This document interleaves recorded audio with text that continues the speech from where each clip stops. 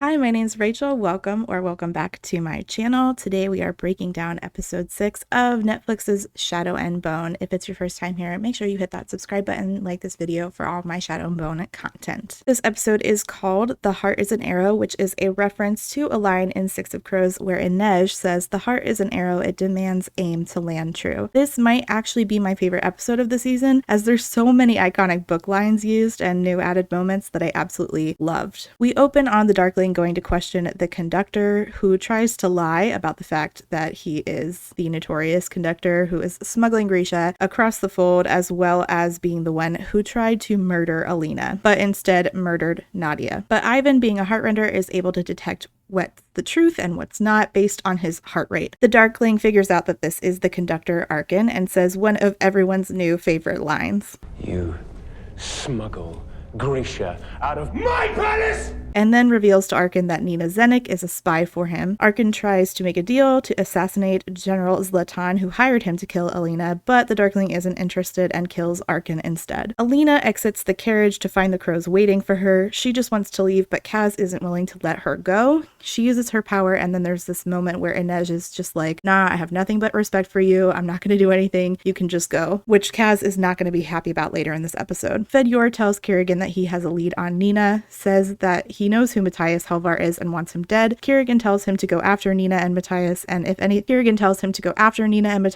nothing else, to bring back a Druskella. Nina and Matthias have shipwrecked and are floating out at sea. She's keeping him alive with her powers while he swims them to shore. There's been a lot of memes about how it's interesting that there was enough room for both of them on this piece of wood they're floating on, so both of them stay alive, unlike another piece of media. Zoya tries to tell Kerrigan she thinks Alina wasn't kidnapped and she just left because she didn't fit in. The Darkling snaps at her and she's like, "You used to call on me when you were upset," and he tells her basically he's not interested, and she makes an entire mess of his room with her power. Nina and Matthias wash up on shore and she talks to him in Fjordan, and he says that she speaks Fjordan like a native. She explains that she speaks 6 languages and it's part of her job, and I just love that moment so much. Alina is attacked and escapes into the forest where Mal finds her. This happened differently in the book, and I'm so pleased with all the changes they made regarding Mal and Alina. Something that stayed the same though is this whole scene with Nina and Matthias. She even says my favorite line from the book.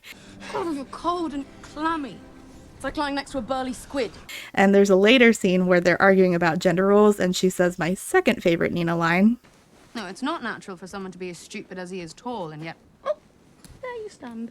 Mal and Alina are reunited, and unlike the books, they simply share their miscommunications and work them out. This completely differs from the books. They did keep the line in where she says that she's thankful to him for finding her, and he says, "I'll always find you." Kaz asks Inej why she let Alina get away, and they argue because Kaz still thinks Alina is a fraud, and Inej believes she's a saint. She says she won't betray her faith. Kaz lets slip that Helene could end up owning the Crow Club permanently, and Inej didn't know that he'd bargained the club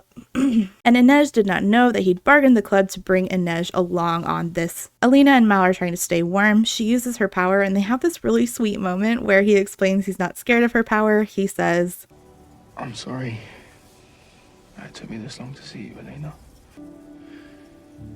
I see you now." which he did say in the books, but the context was different, and again, this is just so much better. Kerrigan and crew find Kaz, Inej, and Jesper. The Inferni, whose twin Inej murdered, is after her. Jesper takes on Ivan, and there's this awesome scene where Jesper repeatedly shoots Ivan in the same spot on his kefta until it wears down the bulletproof material. Ivan asks Jesper what he is because no one's sharpshooting is that good, alluding to something we learn about Jesper later in the Six of Crows book. Jesper knocks him out. Inej and this Inferni go at it. She does end up getting majorly harmed, but in the end, Inej kills the Inferni. She did try to give her a chance, but after the Inferni threatens everyone she loves, Inej kills her. This is especially hard on Inej, I think because Inej also has a brother who she was separated from and is trying to find her way back to. Then we see a scene I actually gasped. Kerrigan finds Kaz Brecker and asks where he stashed Alina, and up to this point, Kerrigan has been operating under the assumption that Alina was kidnapped, but Kaz makes it clear that Alina left on her own and he doesn't have her. Kerrigan goes to use the cut on Kaz, but Kaz has has some sort of explosive. This may be a hat tip to Wylan that he uses to help him get away. Alina treats Mal's wounds and he tells her about what happened to Mikhail and Dubrov. She tells Mal that she wants to go after the stag and get the amplifier before Kirigan can. Again, just like in the books, Nina is teasing Matthias about beguiling him with her Grisha wiles and she falls through the ice. He saves her life and they finally introduce themselves to each other. This is so cute and I appreciate that almost everything that happened between Nina and Matthias is the show. I appreciate that almost everything that happened between Nina and Matthias in the show is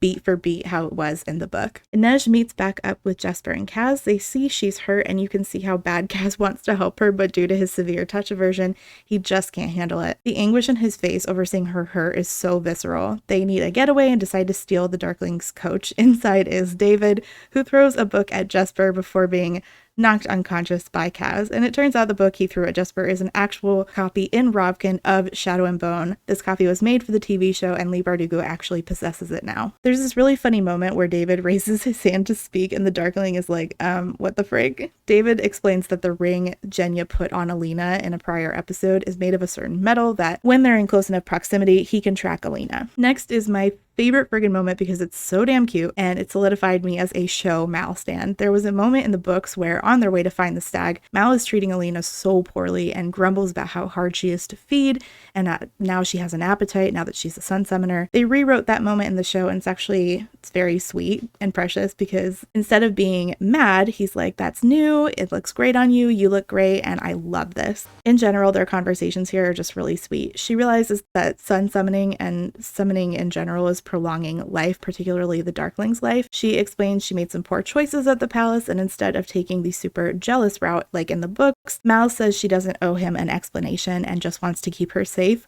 We love show Mal. Kirigan realizes she's going after the stag and the credits roll. So like I said, I think this was my favorite episode of the entire first season. It just has a lot of like fan service moments for people who read the book and I love how true they were to Nina and Matthias's story. Let me know what your favorite part of this episode was. Leave your comments down below and I will see you next time. Bye.